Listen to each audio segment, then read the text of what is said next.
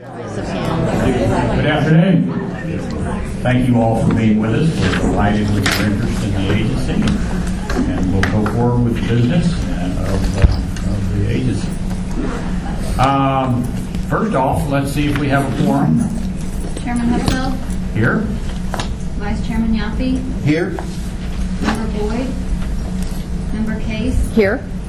Member Curry, Here. Member Crosshair, Here. Member Kennedy, Here. Member Nettle, Here. Member Shamblin. Here. All right, we have a quorum. We will proceed with the business of the meeting. The first item of business is the consent agenda. As you can see, there are several items on the consent agenda. Would any of the board members like those items pulled out and discussed individually? Hearing none, I'll accept the motion for approval of the consent agenda. So moved, sir. Second. Please call the roll. Chairman Hupfeld, Aye. Vice Chairman Yaffe, Abstain. Member Case, Yes. Member Curry, Yes. Member Househair, Yes. Member Kennedy, Yes. Member Nettle, Yes. Member Shamblin. Yes. Thank you. The consent agenda is approved. Item 3 is our executive director's report. All right, thank you, Mr. Chairman. Good to see everybody here in person. This is fantastic. Hope everybody's enjoying the cooler weather, although I didn't know we were going to need a boat in June to get around. I know we have some important business to go through today, including the budget, which is important. That's why we're here today foremost, but I thought I'd give you a little update on a few items. So allow me to cover off on a few. One is I'll call it our return to work, or kind of what I'll call hopefully a post-COVID operating protocol. A little bit on kind of the legislative accomplishments that we had this year. Touch briefly on the budget and the financial position we find ourselves in, and cover a little bit on operating metrics for the last quarter. Certainly will give you an update on managed care, but also I really want to spend some time and, quite frankly, some celebration on expansion. That's been a significant effort over the last, quite frankly, 18 months, but we are on the eve of expanding for a population that we have not served in the past. Let me talk about return to work just real quickly.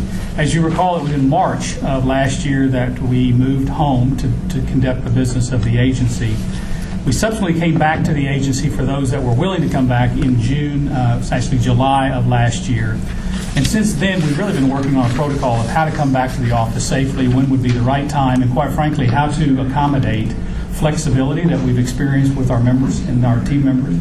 And so today, we've gone through a process that really has tried to take it into consideration what I'll call kind of employee engagement, kind of organizational commitment, and organizational culture. And what that means is, for example, on... Can I interrupt you Yeah. 1 second?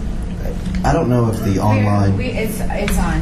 It's on now, but they did miss the first few seconds of it. Okay, We're good? sorry. No, that's okay. That's okay. So what do these mean? And as you know, we've talked a lot about our values and principles here at the agency, so we really took those into consideration as we thought about how should we work in the future. And on employee engagement, it really starts with, does a work location simply has the ability to maintain an employee's passion for purpose, our number one priority and value here. And does it allow us to have relationships that maintain a high-performing team, which it takes to really be sufficient and be excellent at what we do here. Organizational commitment is really about, do we have the ability to maintain a culture of trust and transparency regardless of where we work? And does the location impact the ability to be a servant leader? All of those were taken into consideration. And also we thought about, by being in the building or outside the building, does that have an impact on our ability to empower our people in the roles and responsibilities they have, and the ability for them to be best in class at what we require them to do? So a lot of work's gone into this, a lot of engagement with our employees, our teams, our leadership. And what we've come to is we need to have the ability to be flexible. I think our people deserve that, they desire that.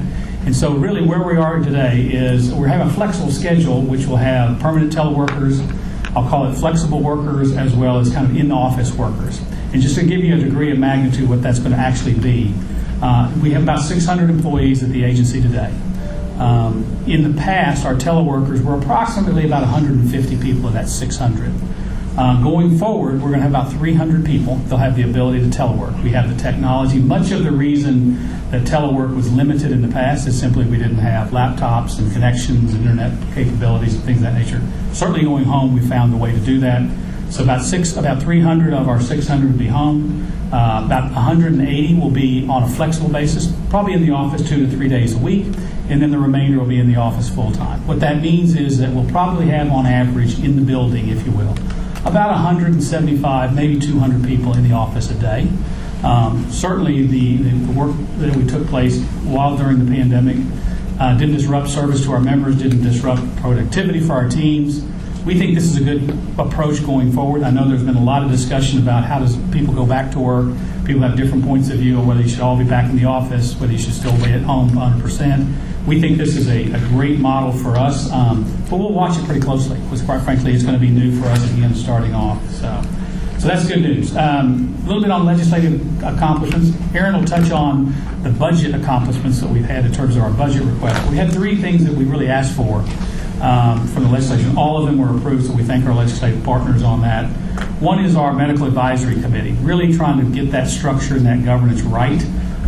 As you probably know, it has difficulty with regards to had some overlap in kind of membership. We had some concerns about tenure, and also we had some limitations on who was really represented on the MAC, as we call it, particularly our tribal partners and our Department of Mental Health and Substance Services. So that was approved in terms of being able to restructure the MAC, and we'll be doing that. Another one that I find greatly appealing to me is the CEO appeals.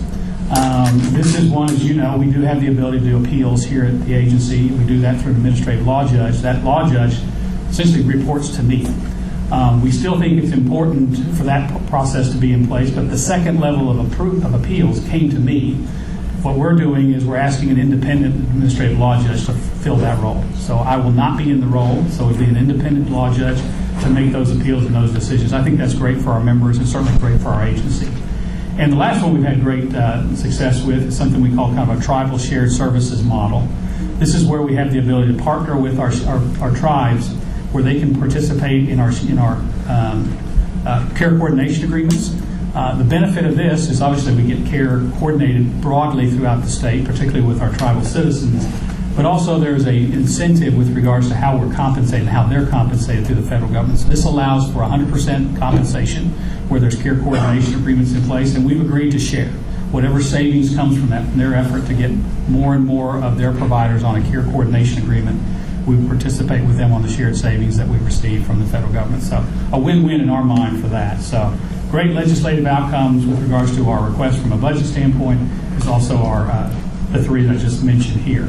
Let me just briefly touch on the budget, and Aaron will go through this in some detail with you, and you can stop him at any time. He can go to any level of detail you want.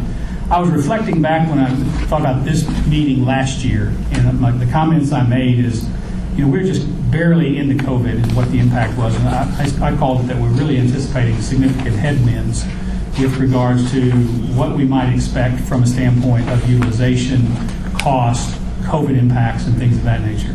The reality is the headwinds did not occur. They did not materialize to the extent that we were concerned, largely due to we got some enhanced FMAP that I know we've talked about here, both in terms of the pandemic as well as now the American Rescue Plan that helped on that. And we quite frankly had lower utilization for a lot of particular reasons.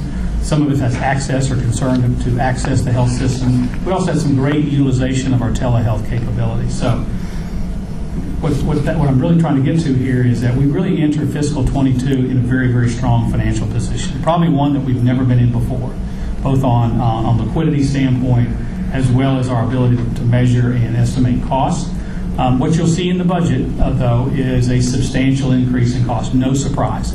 Last year, you approved a budget of $6.5 billion. This year, you'll approve, if you will approve, an $8 billion budget.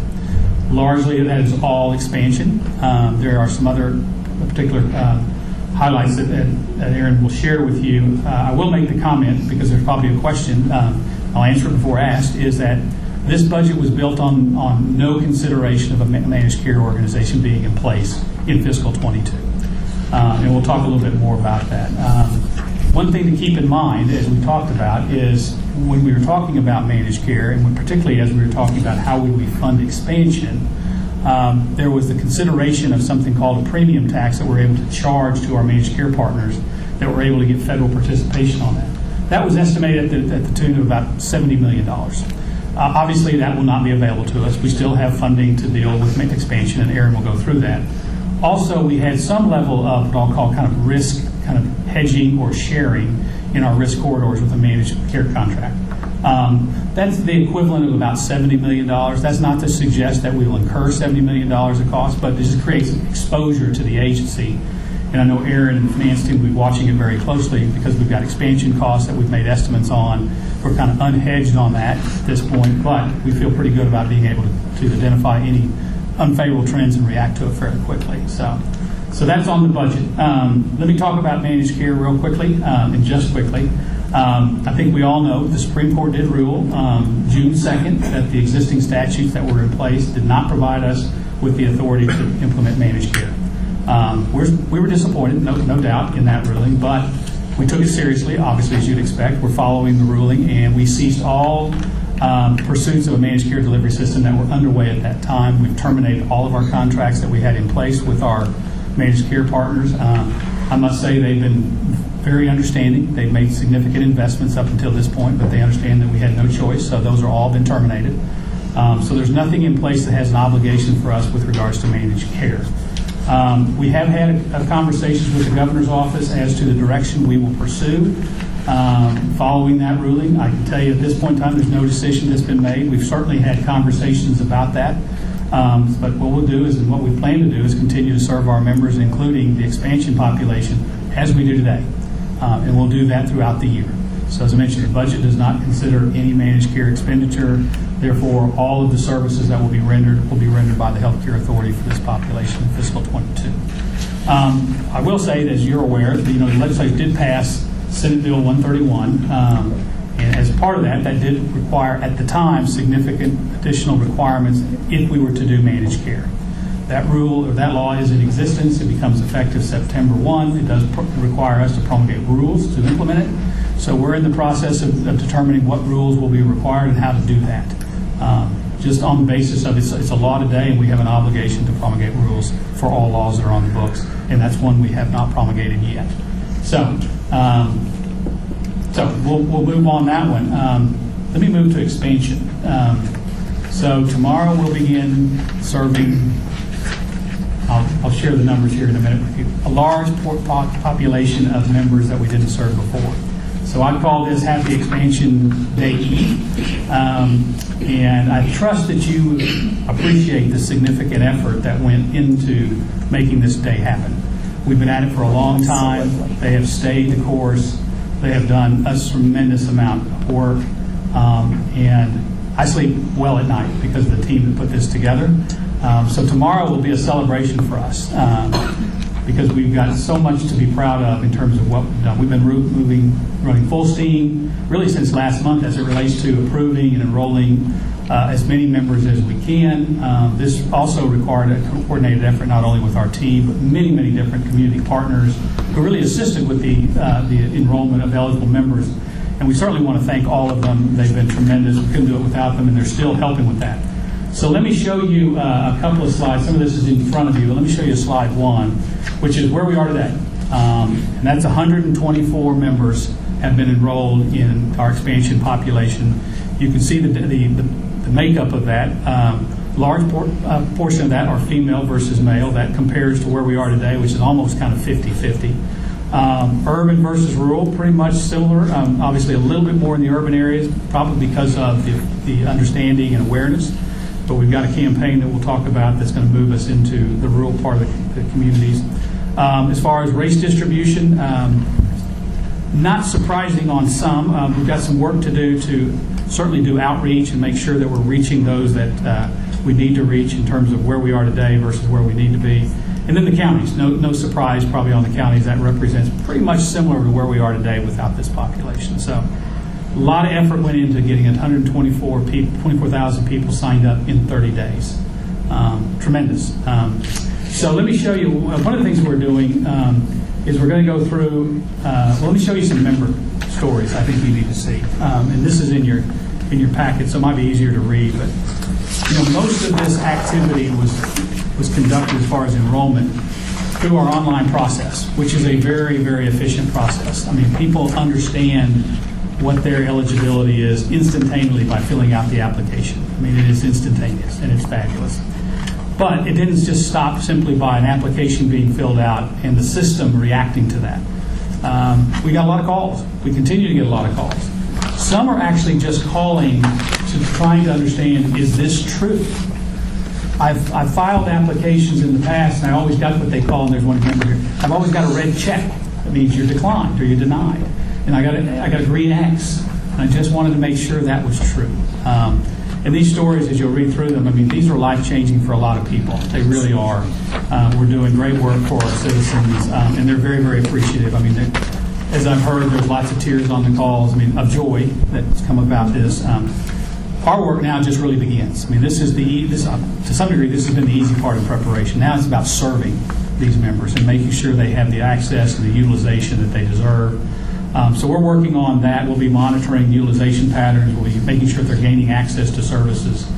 But also, we still need to move forward with reaching out and making aware to all of those that are eligible the opportunity to be part of Sooner Care. So we have a marketing campaign that we've kicked off. It's actually going to kick off on July 6th. It's kind of traditional media, as you might see. It's television, it's print, it's radio. Melissa Ritchie and her communications team has done a great job of really kind of building out this campaign. Again, working with lots of community partners. For example, we're also working with the Department of Health using their new mobile vans to get out in the communities and enroll folks. We're also working with the Metro Library System. Many of our potential enrollees access the Metro Library System, so they've become a great partner. Homeless Alliance is working with us for the homeless population. And we're working with our members of our member advisory task force, particularly those that help with college applications for folks like this. So they've done a great job. And I want to give just a little bit of sneak peek of what those look like. Here is some branding information and marketing campaign that really has a theme of now I can. Whether it's access a doctor, I can be healthier. And it's really all about not only gaining access to health care, but also helping our new members really take an involvement and encouragement and responsibility for their health. So it's a great campaign. We certainly think that we'll get to our numbers that we estimated. Right now we're enrolling about, I think, 500 people a day. We had a big push early on. A lot of that was our doing by moving members over to the expansion population. So anyway, a great opportunity to share that with you today. Tomorrow will be a big day for us. And let me close with just maybe reflection. So this is the end of the fiscal year, so Happy New Year tomorrow as well as far as state agencies go. But as we look back, I think we'd all say that fiscal 21 was a year of great opportunities, great accomplishments, certainly challenges, hardships, setbacks. And one thing I can say about this team, to their credit, they never lost hope, they never lost focus. They persevered for the benefit of our members, and they truly are public servants. And as I said before, they carry out their mission and their commitment really with no expectation for recognition or praise. It's just the role of a public servant. However, last week, the governor hosted his annual, delayed, but annual agency summit. And this is an opportunity to come together as all agencies to really understand what every agency has accomplished. And quite frankly, listening to the stories of what the agencies in the state accomplished last year was phenomenal. And he certainly took the opportunity to recognize some for their, I'll call it extraordinary service. And I was honored, along with some of my leadership team, to be at that award ceremony and to represent the agency where we were awarded the Governor's Award, the top award in the state this year. Last time it was a fiscal responsibility. Today is a Governor's Award. Thank you to my team for doing that. So Mr. Chairman, that concludes my remarks. Happy to take any questions. Good. Questions? Okay. I do have a couple of questions. Yeah. Kevin, first of all, you said this is life-changing. I would say that it's probably life-saving for some people. It will truly save their life. I saw this in the pre-existing condition insurance plan. You will literally save people's life with this. I do want to asked you, of the 124,000, how many of those are truly new to Sooner Care that Yeah. weren't in other programs? About, if I got this right, probably somewhere in the neighborhood of 25 to 30,000 are new. So we moved the Insure Oklahoma population over, we moved some pregnant women over, we moved some caregivers over. So, yeah, as far as existing membership in some category, a large portion did shift to the expansion population. So we still have some work to do to enroll, quote, the new eligible or newly eligible, and that's the reason for the campaign, that's the reason for the efforts that we have with our community partners on applications and enrollment. And, Mr. Chairman, I don't know, is this the time for a follow-up on something that you discussed on the MCOs? Can I ask about that? Sure. Okay.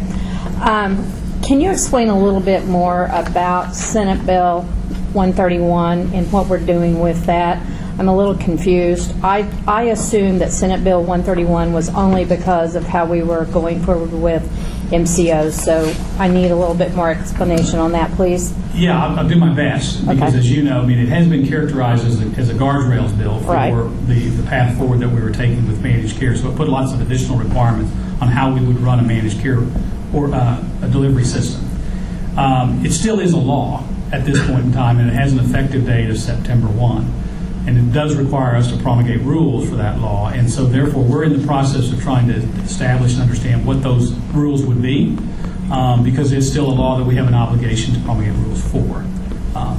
Until that is not on, until that is changed, we need to honor our obligation. So, Even though there isn't an MCO program? correct. Okay. Also, I would just like to ask a basic question. Do we have and maybe this is for Dr. Hosser, do we have a definition of an MCO in our rules? How does this agency define an MCO? Well, as part of the process to do that, I think in terms of this opportunity with this law and these rules, because as you know, the Supreme Court looked at the statutes that were on the books that did have definitions of managed care, but it felt like those were not operative for what we were doing currently. Those are for past uses, and so those are not operative for what we do. So we're defining what that is as well. Okay.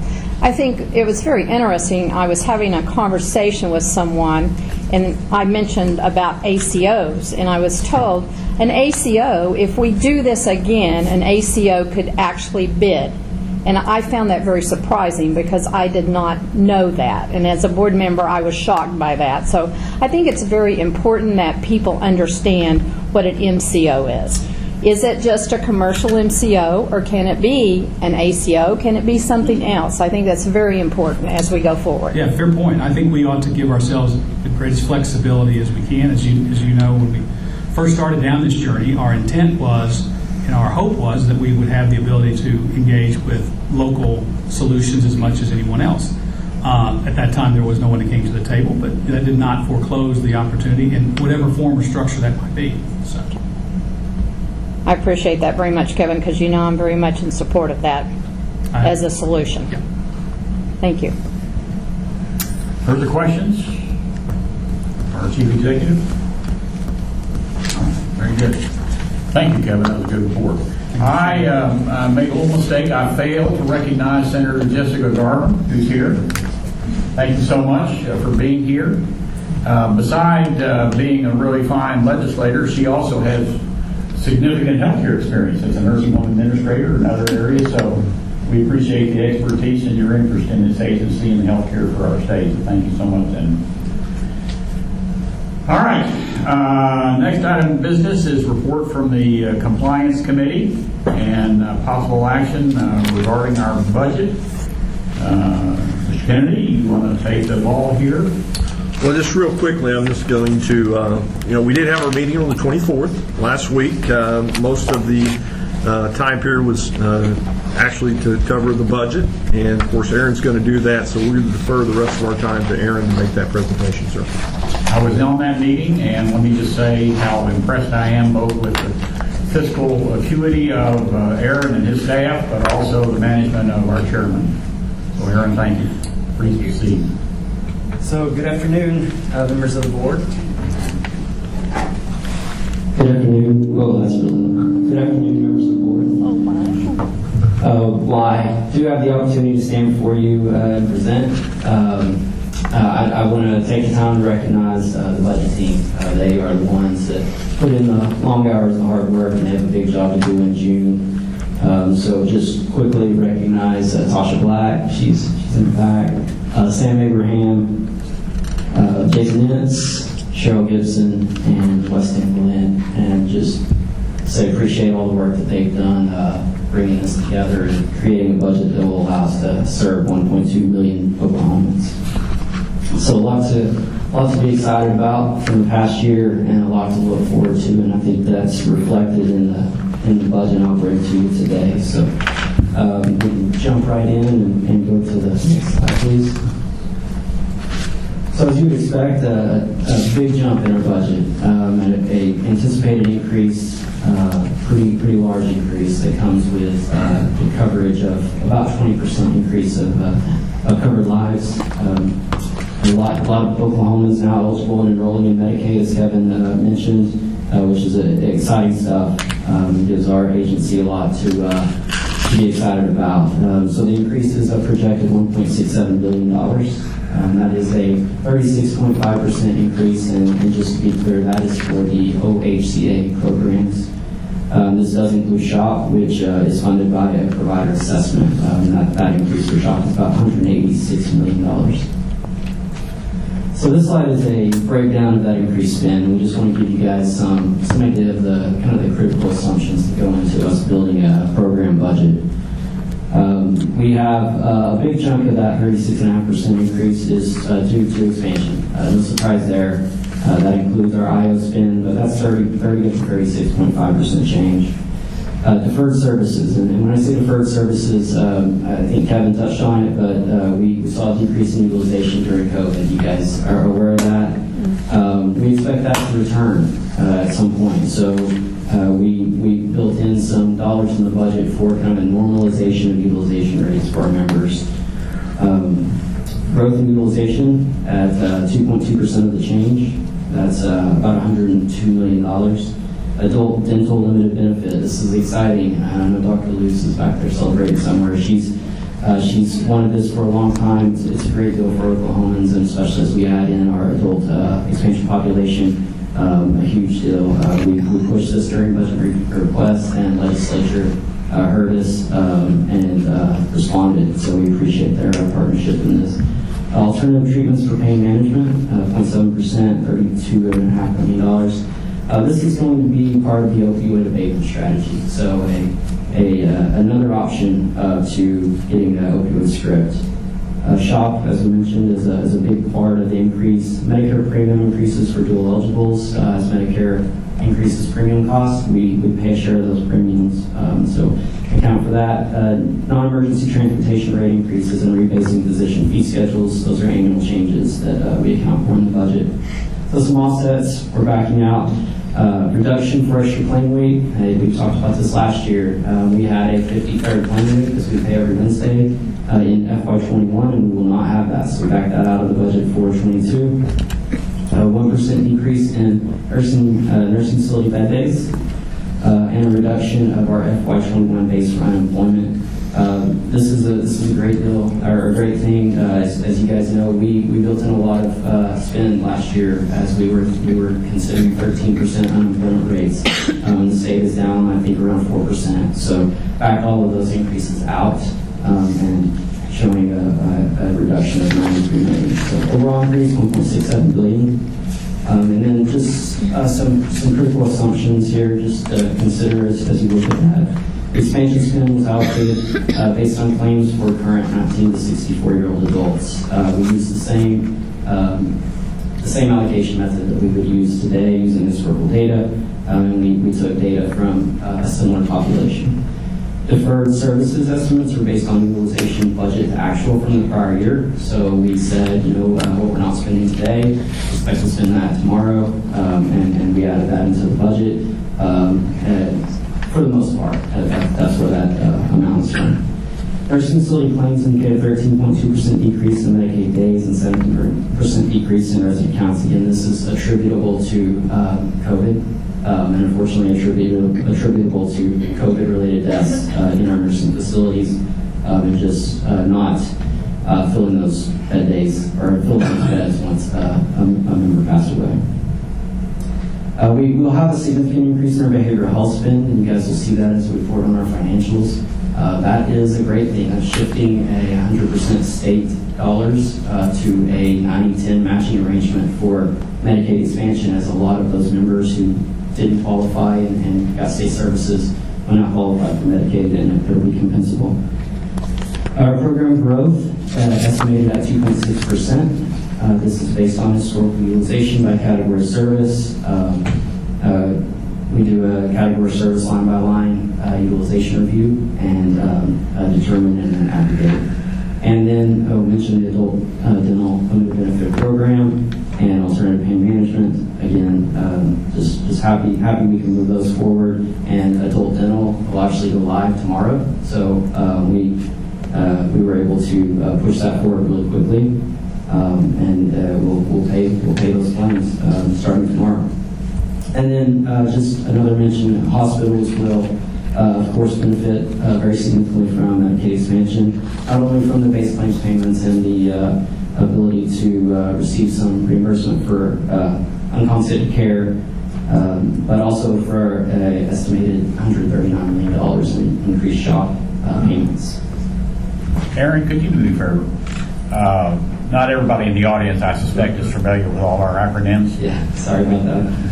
Would you explain SHOP, kind of the elevator ride version of SHOP, please? Sure. So SHOP is our Supplemental Hospital Offset Payment Program. It's a really successful supplemental payment program that we've had in effect since 2011. This payment basically says, here's what Medicaid pays today, and here's what Medicare pays, and we fill that gap using a provider tax. So the provider, that amount is determined based on the gap. We bill providers the tax that is needed to get the federal dollars to fill that gap, and that's the benefit to hospitals. So we're just supplementing our base rates. And the provider is the hospital. The provider is absolutely the hospital, yes.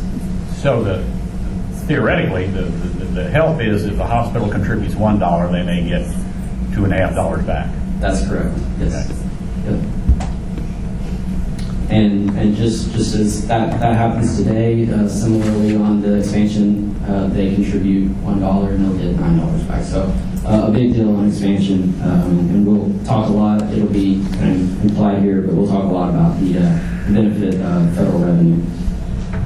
So next slide is Insure Oklahoma, and you'll see a very large decrease here of about $89 million, or 66.7%. This is a shifting of spend. Our Insure Oklahoma population, for the most part, are eligible for Medicaid expansion. All of our Insure Oklahoma individual plan members are eligible for Medicaid expansion. So we will shift that cost to a higher federal match benefit and achieve some significant state savings, and that'll be reflected in our revenues. Big deal for us. We're able to do that effective 7/1 with CMS's approval. And you'll see on the next page we kind of detail which program shifting all of one individual plan, and about a little less than a third of our BSI program will shift. We'll monitor this closely because this is a little bit of a tough estimate, but we'll continue to check in on that. But again, a big deal. We'll also see some potential other shifts from regular program spend and federal match to enhance for expansion as we shift some of our parent caretakers and others, pregnant women. So we'll be able to track that with real data, and it's difficult to project now, but we'll be able to track that with real data and bring that to you guys. Next, we'll talk about our OHCA administrative costs.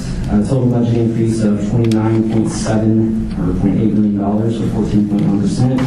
A significant increase, and we take that seriously. It doesn't exactly correlate with the expansion, but as we're covering 200,000 additional lives, you might expect some administrative increase. The breakdown of the reason behind the increase is on the next slide. So operations, about $29 million. Operations includes salary benefits, rent, utilities, those costs that you you would expect to run a business. Also includes our Insure Oklahoma administrative spend and our business enterprises. And to be fair, most of this is in our BE or IT investment. That's how I would reference it. Contracts, small increase of about $1.4 million, and grants management is $601,000 decrease. Hey, Aaron. Yes. I see that there's a 14% increase, but there's also a significant increase in the overall budget, right? So do you have, or are you going to talk about in a minute, what the administrative costs for the agency are overall? Has that increased or actually gone down? As far as percentage? Correct. Yeah, it will decrease. Okay. As you see, the 14.1, quite a bit less than our projected 25% overall program increase. So, I think it's important. Yeah. That's Great. very We get the burden. important. And I may make a comment, Aaron. I think as you showed me on this, a lot of this is kind of IT investments. I mean, we're doing HIE. We're doing a lot of these different kinds of systems to really allow us to be much more effective as an organization. But it's one-time costs that we're burdening this year's budget with. So. yeah, absolutely. And a lot of that one-time cost will be covered with one-time funding. So the recurring costs will be built in, but it will decrease in future years.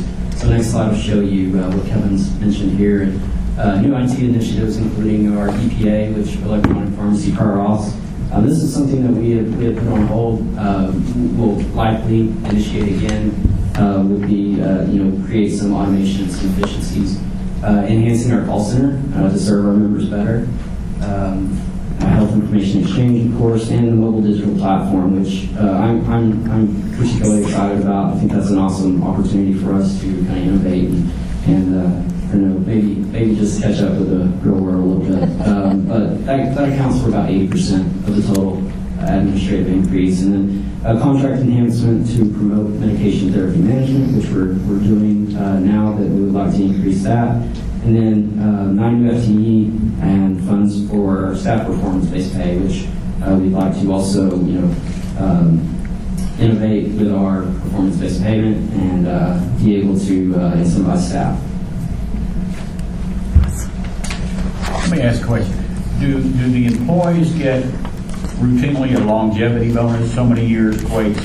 So there's two sources of increases: a longevity bonus and a performance bonus. So there is two sources of increases. The longevity bonus would be kind of built in our base. That's something that's existed for a long time. We're actually implementing a bonus program that will be based on kind of employee evaluations. But also, we wanted to fund the ability to be a little more flexible with our performance-based pay and our ability to do salary increases within a band. So this is what those two increases are: a bonus and a little bit of flexibility in our pay structure. How many times they pivoted? That's a consideration. I think that's 100% participation in that this year. Exactly. I love that word, pivoted. Melody, sword. So as you guys know, we partner with a number of other agencies to deliver benefits to over 1 million Oklahomans. We have partnerships with DHS, DMH, and many others, and it's really important that we have a good relationship. So we of course presented them in our budget. We expect a decrease of about $5.2 million, or about 0.3%. And there's a breakdown. I don't think you guys want me to read that to you, but I do have some key assumptions on the next page that I'm going to go over. Department of Human Services increase, mostly attributable to a one-time rate increase for Advantage and home and community-based services providers, which you guys voted on a few minutes ago. We have an increase in our travel government payments to a new provider serving non-tribal Oklahomans. This is kind of a new trend we've seen in the last 6 months or so. So budgeting for that. Cost shifting due to Medicaid expansion, we touched on that, including OSDH family plan, which you'll see a big decrease in OSDH, and DMH non-Title 19 services. And that makes a lot of sense. Our family planning benefit is no longer needed. We'll have those folks in expansion, and we'll transition about 40,000 Oklahomans from a very limited benefit program to a full benefit program. And reduce the impact of unemployment in the one extra pay cycle. That's what we, as we talked about for our OHCA. Another note, our other state agency partners benefit from enhanced FMAP just as we do. Their federal funds are based on FMAP. We project that benefit to be approximately $114 million over the next fiscal year, and of course that depends on utilization and spend and a lot of other factors.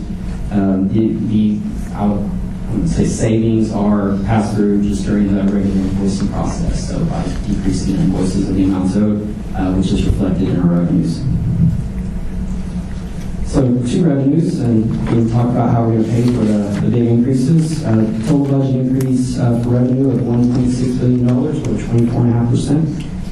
And for a breakdown, so we have a few tables to kind of break that out for you. First, we'll talk about appropriation summary. This gives you an idea of how our appropriation was set out in legislation. Our total appropriation being about $1.03 billion. That's a $30 million increase. So when we talk about a $1.6 billion increase in spend and a $30 million increase in state appropriation, I would be asking how we get there. And it's a really good question, but most of it is federal funds. There's a lot of federal funds out there for the expansion population.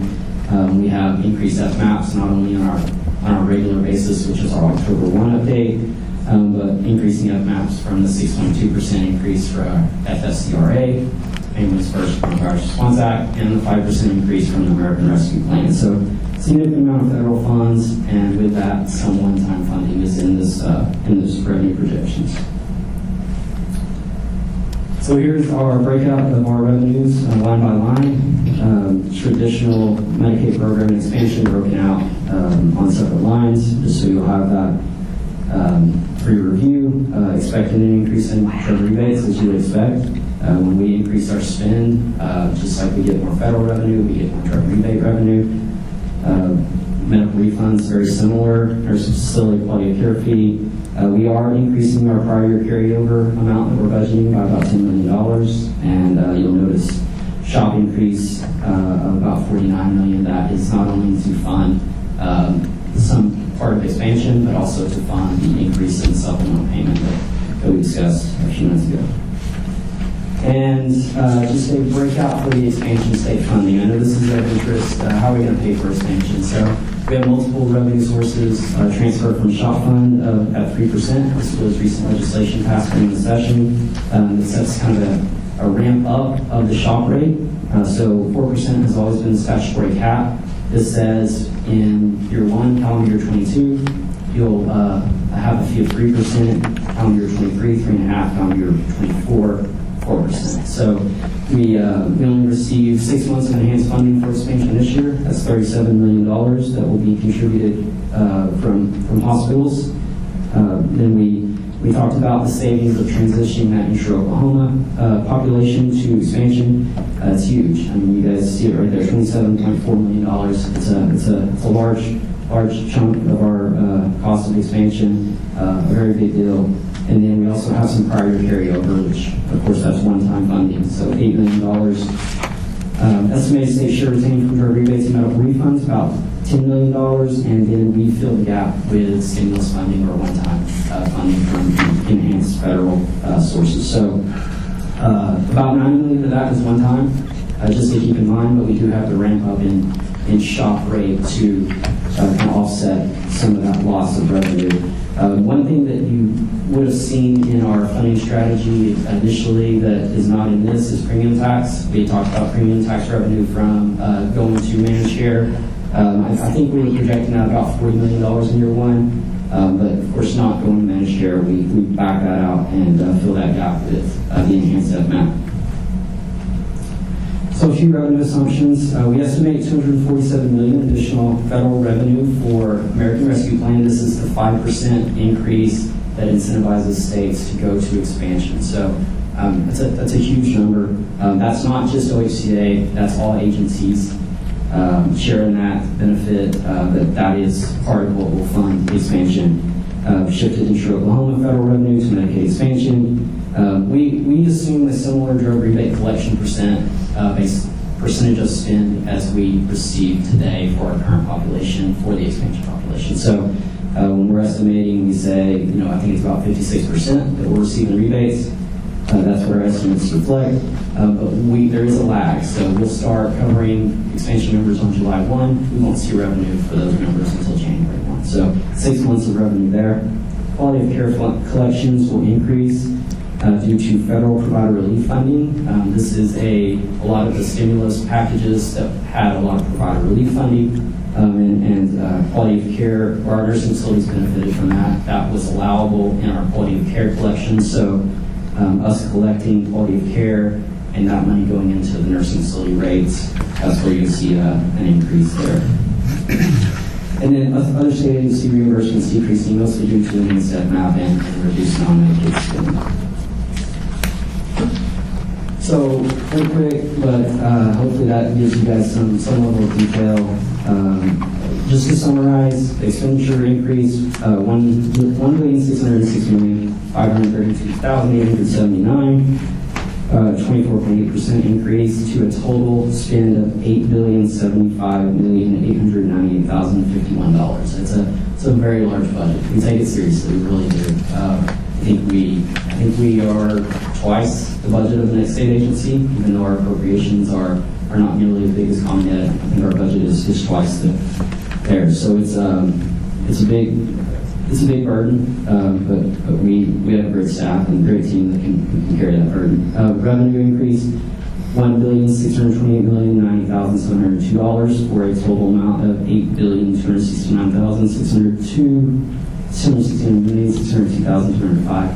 You'll see that there is a surplus there. There was a surplus in 21. We believe that will continue with our stimulus dollars. We will report on that. We will be transparent with those dollars. But we do expect a surplus to continue. That does give us some flexibility if expansion enrollment ramps up to a greater degree than we expect. We have the possibility of budgeting for that. So as I was building this presentation, I was just thinking about key takeaways. No surprise, there's a significant 22 budget increase, but mostly attributable to the additional 200,000 Oklahomans and new initiatives that we're taking on, and including our new IT investments. We expect a surplus. I'll say the 6.2% from FFCRA, we expect to end at the end of this calendar year, but the 5% increase from the American Rescue Plan will be effective for 2 state fiscal years. Our liquidity position has improved tremendously over the last 18 months. So we went from about 7 days cash on hand to probably about 30 days cash on hand in the past year. It's not something that we're used to, but I hope we get to get used to that. It's a great feeling. Now we're able to manage it, and we have a great team that does manage it. At 7 days, but 30 days is a good spot for us. And then last is we were able to reserve over $164 million in additional savings to the Rate Preservation Fund. This is great for providers, for members. That fund will have about $200 million, a little less than $200 million by the end of fiscal year 22. And of course, that will protect against revenue failures, potential FMAP decreases. As you guys probably are aware, a 1% increase or decrease in FMAP represents about $60 to $80 million for the state. It's a big risk. So as we see our FMAP start to turn and go the other way, I think that's an opportunity for us, and appreciate the legislature for being willing to invest there. So I believe that is all. Our recommendation and request is for the OHCA board to approve the budget as presented. We will submit this today if you guys approve it. But appreciate your consideration, and I will entertain any questions. Aaron, Jean, I have just a quick question. So, regarding OKShine and HIE, we've got budget in place, as I understand it, for now, but I like to look at the drone view of long haul. 3 years from now, 5 years from now, what are the financial plans for helping that stay afloat? Like, where would that come from, that funding? The funding, so of course, there will be a share we always allocate to Medicaid. Okay. But as we hopefully expand HIE and move away from Medicaid, the funding will have to come from various sources, including state, federal revenue, and potentially from provider fees. So I think that's being developed. I'm definitely not the expert, but I know sure. we're budgeting for this year and future years for HIE as long as it is a Medicaid initiative. When you say from providers, you're talking about SHOP, right? No, not necessarily. I mean, to utilize the service, providers could pay a fee. I think that's an option that's on the table when you're talking about HIE. Yeah. Yeah, I can speak on that. Good afternoon, everyone. Hello. My name is Chad Sickler. I'm the program director for the Health Information, or OKHCA. So, as Aaron was alluding to, we are in the process of developing a fee schedule, what will outline the costs that will be applied to the different provider population, hospitals, other organizations that are going to participate with OKHCA. And that will kind of just be defined by some of the items that they're going to utilize within the HIE. For example, we'll have 82 messages that will be issued out to providers from hospitals and such. And so we'll also have a state use database where we'll enable different agencies to do different reporting from the data that's in the HIE. So we're planning on establishing the fee schedule for the next month or two, and then we'll provide that out to the board to approve, as well as then present it out to the participants of the HIE. So it sounds like you have a thoughtful mechanism in place to move forward with it and address moving forward as the budget would need it. Yes, and we're going to try and leverage as much federal funding that's available to support HIE. So, that way we can reduce that cost on the provider community as well. Yeah, that'd be great. And we're also going to be partnering with the other existing HIEs in the state. Some of you may be familiar with like My Health Access Network. Yeah. There's also CCHN, which is a part of Lightbeam. We're going to partner with them as well, so that cost will be shared across the different HIEs in the state. Okay. Gina, one of the conditions to receive federal funding, as I understand, is we have to create a sustainability plan Yes. for the HIE process. Yes. So that's including financial sustainability as well as operational sustainability. So that's the team is working on that as well. Yeah. I was just curious how it was coming out Yeah. or what it looked like. A lot of work up to this point. Yeah. You know. Yeah, and thank you guys, all of you here at the agency for all your work. Thank you. Yeah. I just might add, if you want to stay up there, you might want to respond to this. I might add to this that I had asked Carter since he wasn't going to be here, and I responded back to his email about that, who is helping you in looking at that sustainability plan, who outside the organization. And he said that there is an advisory board. It's comprised of Lou Carmichael, Executive Director of Variety Care, Federally Qualified Health Center, Patrick McGow, Director OCCHD, and Mitzi McCulloch, Vice President of Oklahoma Hospital Association. And he said this will grow to include payers like Blue Cross Blue Shield, physicians, long-term care, and other state officials. Yes, that's correct. So I thought that was great. Yeah, it's good to know. Any other questions for Aaron? Aaron, I have when we were going through all the expansion vote and all, the naysayers to expansion pointed out that the federal contribution changes over time. As you look down that road, what concerns do you have, and are you confident that we can fill that gap? Yeah, and this is established in reg, so it's not something that we have when we get concerns of a variable federal matching rate. So our regular FNOP does vary, but this 90-10 is established, and I think the new administration, made it a point that we're going to incentivize states to move towards expansion with their move in the American Rescue Plan to increase the base FMAP. So, just me looking at it, I would have a hard time seeing, an increase in, at least in the next 4 years, an increase in a base FMAP and an associated reduction in the 90-10 matching arrangement for expansion population. So, as we look in the near future, I don't think that's a risk, but I continue to take a look at the evolving federal landscape and know we need to track that closely. I think, Stan, it's a really good point, and another good reason for our rate preservation fund to exist in case something like that does occur. Yeah, Mr. Chairman, I would make the comment, though, that we are very, very knowledgeable and aware that, this this success we've had with regards to all, from a fiscal standpoint, will come to an end.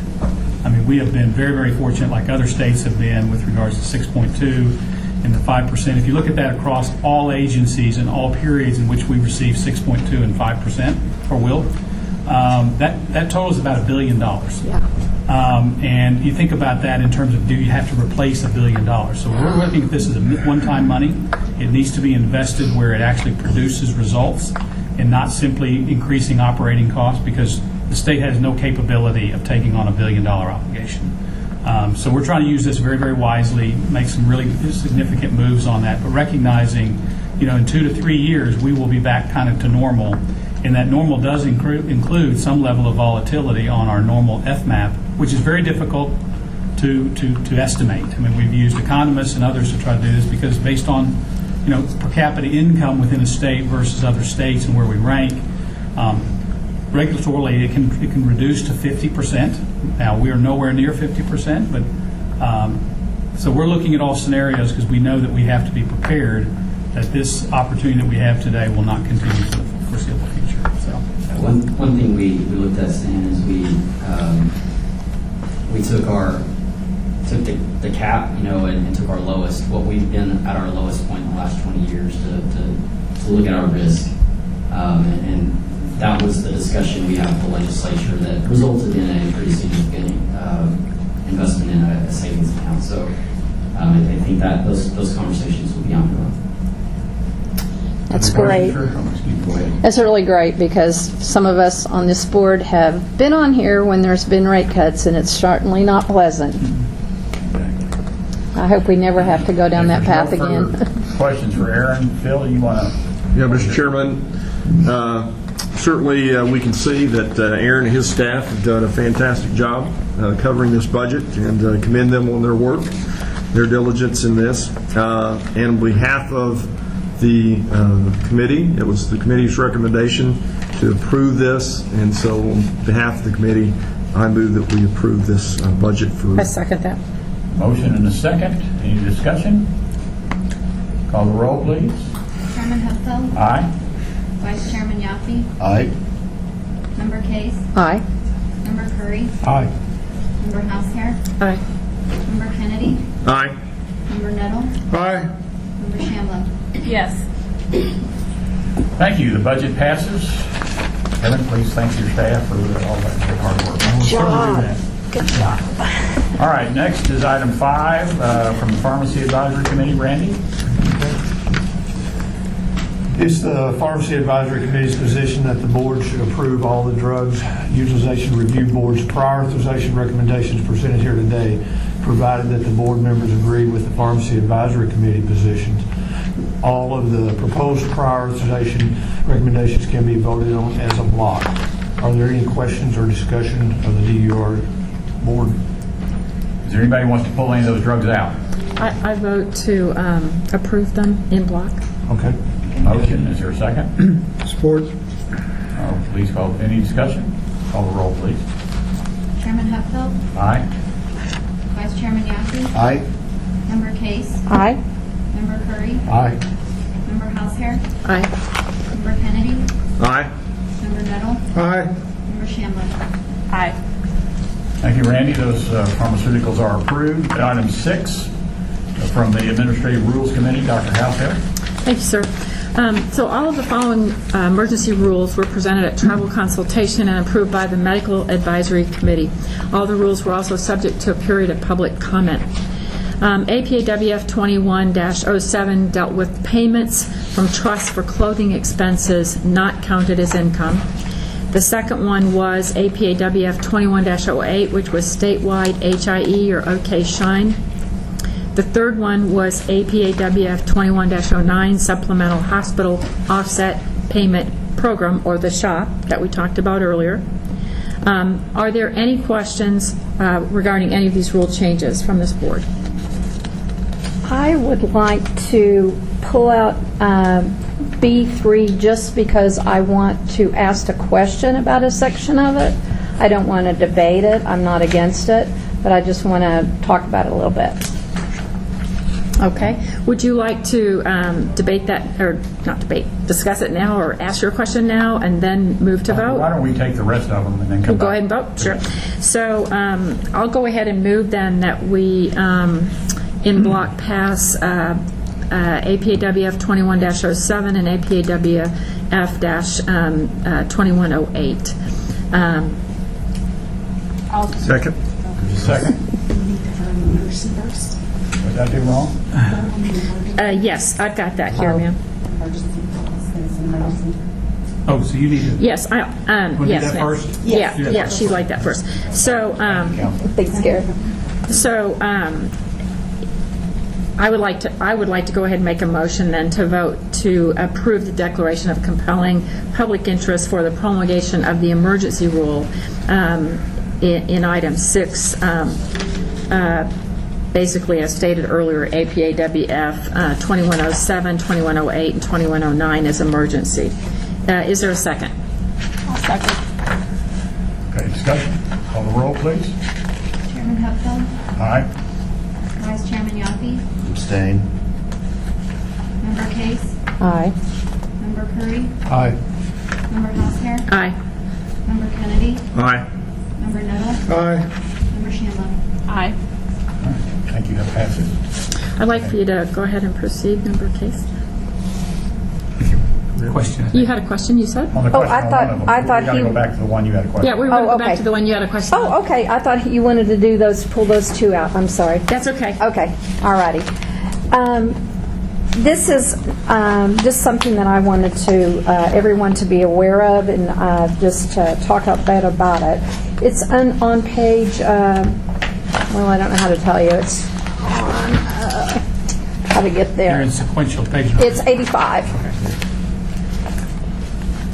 And if you look at CGC, it says directed payments paid through a managed care organization as approved in the CMS approved 438.6C directed payment prepayments. I understand we have to have this in there because of the Senate Bill 1045. I understand that. But I want to ask a bit about directed payments and how they work. So would that be Aaron that maybe needs to come? Aaron is quite expert Okay. on this. Okay, Aaron. Okay. Aaron, I just want to make sure I have this right. And again, it's back to, we haven't really come up with a definition of what an MCO is yet, so we're going to work on that. So, but I believe that we do know how directed payments work because of the CMS regulation. And I want to make sure that I understand this right. If an MCO does not contract, excuse me, let me back up. If a provider does not contract with an MCO, they will get the directed payment at the Medicaid rate, but they will not get the SHOP payment. Is that correct? So if they are a non-participating provider with Uh-huh. an MCO, and whether that be 1, 2, 3, Right. those claims cannot be accounted for in a supplemental or directed payment program. So they would get the base payment for the claim as a non-network or out-of-network provider, whatever Okay. the contractual agreement is with the plan and the provider. They would not receive a supplemental or enhanced payment on top of that that is in line with the directed payment program. That's Okay. correct. Okay, does everybody understand that? That is very, very odd for me as somebody that used to run an HMO, because you compete on your network. You know, in a commercial HMO, you compete in your network, your quality, and your pricing. Well, with Medicaid, back when I did it, we competed with our network and our quality. This takes away your ability to compete on your network. So I just thought that was so strange, and I understand it's a CMS reg. I just think it's something that people need to be aware of. It's just odd to me. I can't believe the MCOs didn't bring it up. It's just odd. It just it levels the playing field. So for me, it basically is you have just a TPA, a third-party administrator that's basically got some case management going for you. I mean, I just think it's odd. So perhaps I'm misunderstanding you, Uh-huh. but this is not giving a rubber stamp to any MCOs at all. No, I'm not saying that, Okay. Jean. I'm trying Okay. to I'm just trying educate to make people sure. on what directed payments are. Yes. As they relate to shots. And I'll just weigh in here because obviously we've ceased all operations Right. in regards to managed care. But if you recall, when we started here, one of the primary objectives or requirements to be able to move forward is to preserve SHOP, That's right. preserve supplemental payments. And to do that, we obviously worked very closely with the Hospital Association and CMS to figure out the best way possible. Right. Directed payments was the best way possible. It did come with some requirements, if you will. And one of them is you have to participate to receive because it's a payment from an MCO to a Right. hospital. If you're Right. not with with an MCO, Right. they can't pass the payment on. Right. So that was the whole premise of. Now we did have numerous conversations, both with Hospital Association as well, but also in our town halls. We made this clear that these payments are kind of subject to participation. Yeah, but it's a CMS rule. Right. Would we have written it differently? Could probably, but our primary goal was to preserve because, as Aaron knows, and we all saw today, I mean, our supplemental payments are about $1.1 billion. Oh, yeah, and so absolutely. we just could not Right. have that at risk at all. I totally agree, Kevin, but I just think it is so odd because it really, how you compete is on your network because your network drives your quality. Yeah. The interesting thing about this, though, is this is not unique. It was the method that was available to us and the best one, and it's used by 40 other states. Oh, I know. So, I know. But, yeah, I It's take just your point. weird. I It's take your just point. weird. I would say it to Congress, whoever came up with that rig. It's just odd. I take your point. Did you have any other comments? No, I think Alex does. I have a question. A couple of things. One of the reasons I've abstained from previous votes that don't deal with the budget is we have still not gotten clarification on Title 63 and the authority of this board, whether it's a rulemaking, policy-making board, or a simple advisory board. The statute, again, like I talked about in January, is clear that we're a policy-making board. There is some disagreement amongst this board, and I imagine amongst a whole lot of folks that has not been settled. My understanding is that we asked the Attorney General, or Mr. Corbett asked the Attorney General for an Attorney General's opinion. I also understand that some legislators asked for an Attorney General opinion. Was told by the Attorney General, that the then Attorney General, that that would be, opinion would not be issued until after the Supreme Court ruled on managed care. By the time the Supreme Court ruled on managed care, the then Attorney General had resigned. So I think it puts a lot of things at risk. I've expressed this to many of the board members. I've expressed it to Mr. Corbett, but privately as well. So I'm extremely concerned about that piece. Secondly, and I should know this, but I don't, is an MCO or a managed care organization defined by CMS? Is there a definition? Because now I'm going down this rabbit trail of we are passing a rule about a managed care organization that is illusory and undefined because we don't know what that means, and we're saying we're going to But we're actually further define a rule about managed care organizations. Sorry. And define what that is, but we're already saying what those organizations can do. So I think there was a little bit of cart before the horse. Counselor? Mr. Chairman, may I add something to that? So the CMS and the regulations that govern CMS do speak to managed care organizations. They already exist with CMS in other states. So that is a designated function and designated area with CMS. So there is a clear understanding of what an MCO is with CMS. If that's your concern, that is something that's already designated with them. The other thing I would say is this bill, if I could just interject, the emergency rule, not bill, was in response to Senate Bill 1045, which talked about MCOs. It used that language if you read the final rule. And I appreciate and that. I did too. And I appreciate your guidance on that. Yeah. As we go through the rulemaking process to discuss MCOs, do we have flexibility, and this may not be a question you can answer today, but do we have flexibility as a board to define that and then ask CMS if they approve our definition of an MCO? Or is the definition of an MCO, that's what it is, and we have to fit within that box does that make sense? It does, but what I would say is we would base our definition off the CMS regulations. So we would not have a need to go and ask for approval because we would base our initial definition off their understanding of it. So that would not be, I would believe that would be necessary because we would follow that guidance that's already issued from CMS. Can somebody pull up CMS's definition of an MCO? She has it on her phone. She has it on her phone. Hey, Melinda, I knew you. Melinda probably knows it by heart.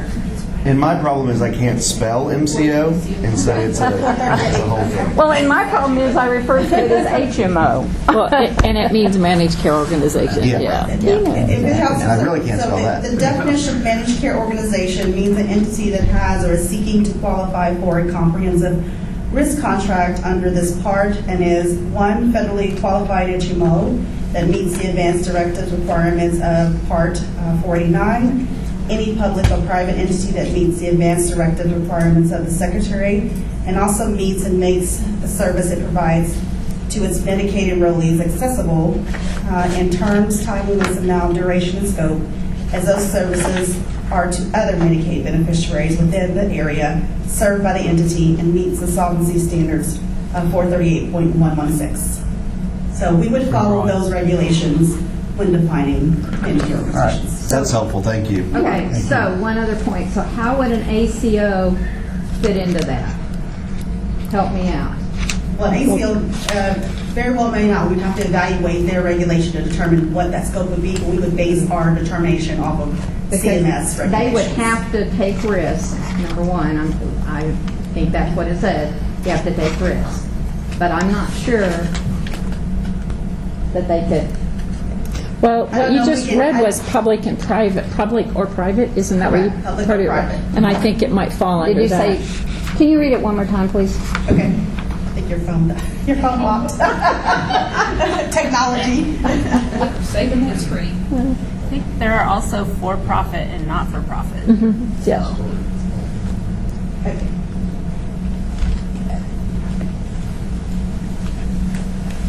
And I'll be happy to send this out to the board if you would like to. We can have look that. it up. Might be easier to do that All right, way, let me, because I don't think we can reach Right. all the information today, but I can certainly share it with the board if that's of interest. Let me remind the board that we are under the topic of B3. Right, we are. And Did you have further comments, Alex?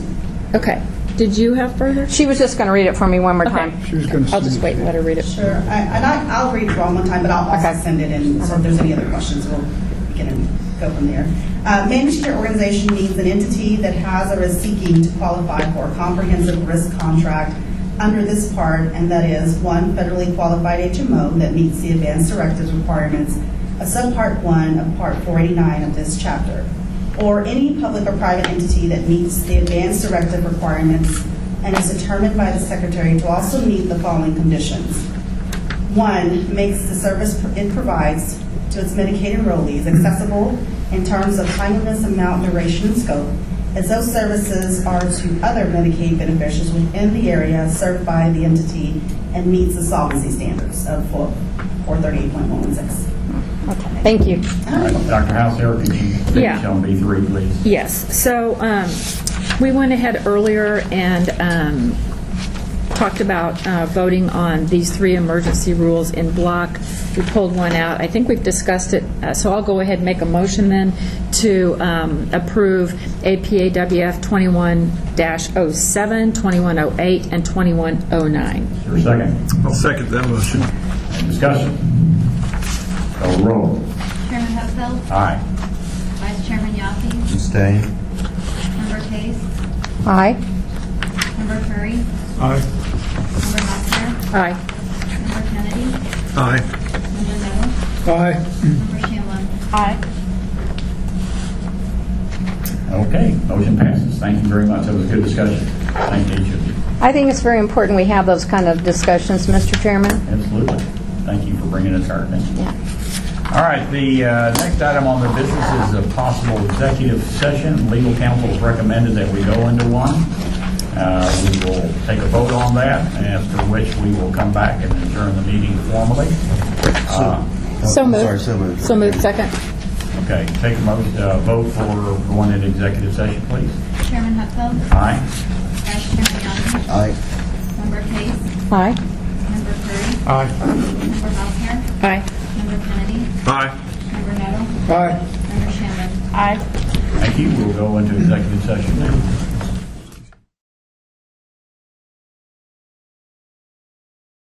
Can I have a motion to return from Motion to executive session? return from executive session. Is there a second? Second. Please call the roll. Who was the second? Aye. Patrick, or Patrick. Patrick. Chairman Hupfield. Is that your middle name? Aye. It is. Vice Chairman Young. Patrick Kennedy's a former congressman from Massachusetts. Vice Sorry. Chairman. Aye. Member Case. Aye. Member Curry. Aye. Member Hausner. Aye. Member Kennedy. Aye. Member Nettle. Aye. Member Shannon. Were you? Aye. All right. Is there a Motion to adjourn. Motion to Is there adjourn. a second?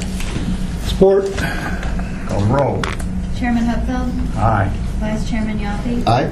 Member Case. Aye. Member Curry. Aye. Member Hausner. Aye. Member Kennedy. Aye. Member Nettle. Aye. Member Shannon. We're adjourned. Thank you. Good work, everybody. Thank you. Thank you, Stan. You take care. Yeah. Take care, Mark.